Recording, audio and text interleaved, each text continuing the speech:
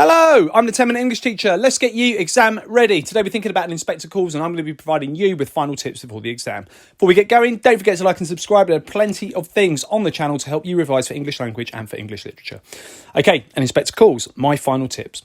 So the first thing is to manage your time. If you're an AQA candidate, you are going to have 2 hours and 15 minutes, the longest paper that you will sit, to answer 3 sections, and you will be writing about 20th century fiction. That's where an inspector calls features. Then you're going to be writing about anthology poetry, and then you've got a 45-minute section on unseen poetry. So first big tip is to answer one question only. There is always a student that comes out of the exam hall having answered both for inspector calls.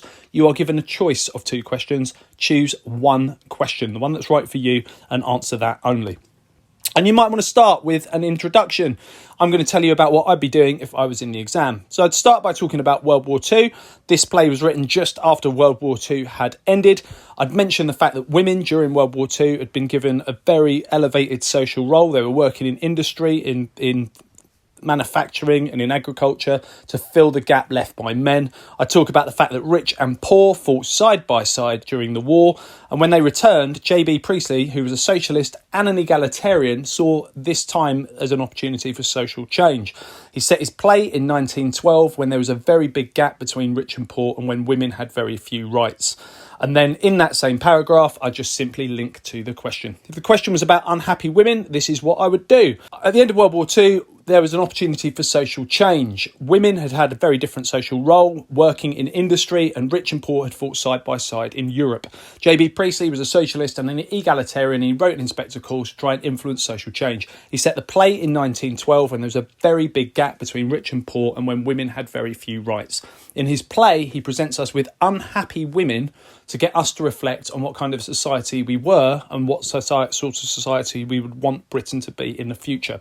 That's my opening, and then I start getting on with writing about significant moments in the play. So my next bit of advice to you is to plan. I'm going to very quickly walk you through the significant moments that take place in the play. Here's Act 1. So it starts with the stage notes. We find out about Edna replacing champagne glasses with cigars and port glasses. Then Mr. Burling talks about his daughter's engagement to Gerald, but then starts talking about money, starts talking about the Titanic sinking, and then the inspector turns up at that point to silence Mr. Burling and his flawed views. He says that he doesn't play golf when Mr. Burling goes on about the chief inspector. Mr. Burling's spoken to about Eva Smith at his factory. Then Sheila is spoken to about her role. Gerald then discloses that he's known the girl when we find out she changed her name to Daisy Renton. And then the inspector returns to speak to Gerald, who's quite keen to hide the truth from him. Then we move on to Act 2. Gerald talks about the fact that he's had an affair with Daisy Renton and kept her in some rooms that a friend has vacated while he's gone travelling.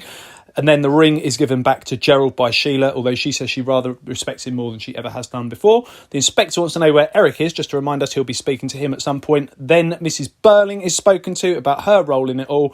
And then we find out that the girl who was rejected assistance by the charity committee was also pregnant. She didn't want to take stolen money, which Mrs. Burling doesn't believe for a moment. She says the father should be blamed, and then Sheila puts it all together. She's near hysterical, and then Eric arrives. We then find out that Eric has attacked and sexually assaulted Daisy Renton, which is something that his father seems less interested about. The fact of the stolen money is brought up.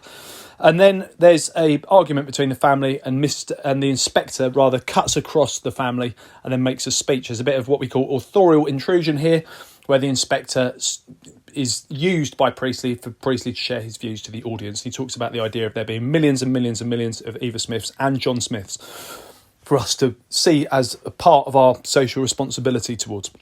Then there's a bit of a division. Eric and Sheila seem to be taking responsibility, and Mr. and Mrs. Burling do not. Sheila then oddly talks about whether or not it was a real inspector, and then Gerald returns and says that he's spoken to somebody, a police constable in the street, and has found out that there is no Inspector Gould. At this point, there's a bit of a cause for celebration and relief, and you can see the family heading back to being in the exact same situation that they were at the beginning of the play. Mr. Burling suggests Sheila takes the ring back, and Sheila says it's too soon, I have to think. So we can see that she could end up back in the same situation that she was at the beginning. And then at the end, the phone rings and the curtain falls. So that's the play. So in the exam, your job would be to think about which of those significant moments fit the question that you're asked. So if you were asked about unhappy women, here's what my plan would look like. I definitely don't recommend that you spend time writing quotes out and all that sort of stuff. You really only need bullet points. And here's an example of mine if I was in the exam.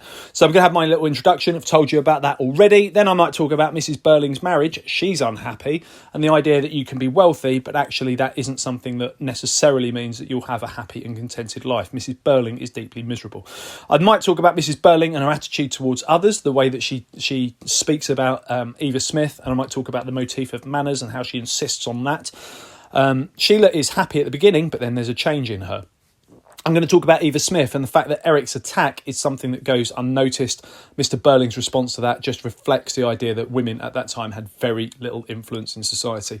And then I'm going to talk about the choices Sheila's got to make at the end of the play. The play ends with her having not made a decision, but she's faced with the decision to either marry Gerald and probably end up with like her mother, or to leave the Burling family and potentially end up like Eva Smith.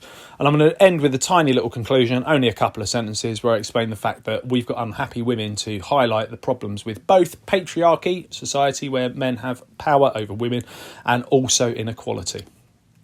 If I was asked about the inspector, here's an example of my plan. Have an introduction, then I'm going to talk about the moment he arrives to silence Mr. Burling. I might talk about the lighting, the mise-en-scène, how there's a big change and the tensions created by Priestley when he arrives. He isn't intimidated by Mr. Burling when Mr. Burling tries to mention the people of influence and power that he's associated with. I'm going to talk about the way that he treats the Burlings, cutting in massively. I might talk about his climactic speech about society. And my little conclusion for him would be that it doesn't really matter if he's real or not, the characters are symbolic, and the Burlings collectively have been treating people this way, holding people down and oppressing them. And my other message for you is to get the key word into every paragraph. If you're asked about something like unhappy women, make sure you are talking about unhappy women and getting that phrase into every single paragraph. You're not there to retell the story. We know you know it. Your job is to explore the significant moments to answer that essay question. Another thing that you can do is remember the purposes that Priestley has. He's trying to challenge inequality to get his audience to want a slightly different society and direction for Britain. And he's also challenging patriarchy, society where men have power over women. Both of those things are being achieved by Priestley. You can talk about some concepts, especially if you're trying to get to the highest band. Conceptualized response is what you're looking for, and metaphorical blindness is a concept you could use. So at the beginning of the play, we've got the Burling family, and they're unaware of the fact that they have been involved in the death of Eva Smith. They are oblivious to the fact that the way they live their lives has an influence on others. So they are metaphorically blind to the impact that they have. They're not literally blind, it's a metaphor, so we can say they're metaphorically blind characters. Quite interestingly, Sheila and her brother Eric, they gain insight and they start to see reality and they start to take responsibility for their actions. So what we have in them is change, so they're dynamic characters, but there is no change for Mr. and Mrs. Burling and Gerald. They are static characters throughout the play. Got a bit of an ambiguous ending because we can actually strangely see that Sheila and Eric could end up choosing to be metaphorically blind and choosing their privilege over responsibility at the end. That's left unclear.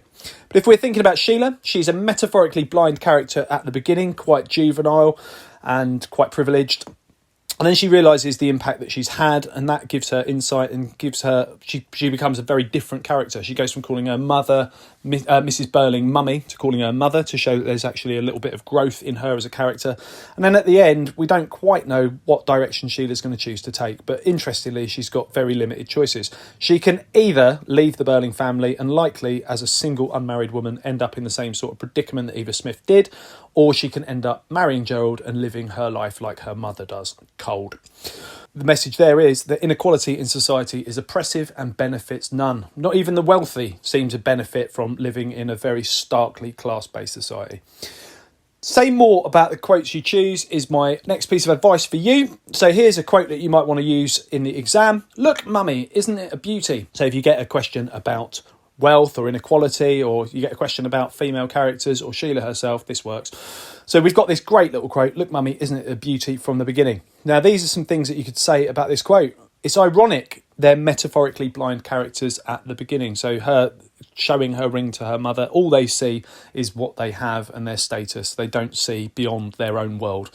She calls her mum, Mrs. Burling, mummy, so that infantilises her and makes her look quite childish. These are characters who haven't needed to take responsibility or grow up because of their privilege. You can also talk about the fact that she changes, and when she starts to realise the impact that she's had on others, she begins to call Mrs. Burling mother, which shows that she's grown as a character and changed. And another thing you could say, that at the moment she is happy, but she's oblivious to what her life will become. She is going to end up being an echo of her mother. If you want to take it further, here's some things that you could do. Watch this video again and you do the talking, you be the teacher. Check out my 25 quotes to know without looking for an inspector calls. That is less than 10 minutes with 25 key quotes for you to know. Check out my guide to the entire play to revise the key moments. Those key moments are provided here, but you can have a little bit more detail if you watch that video.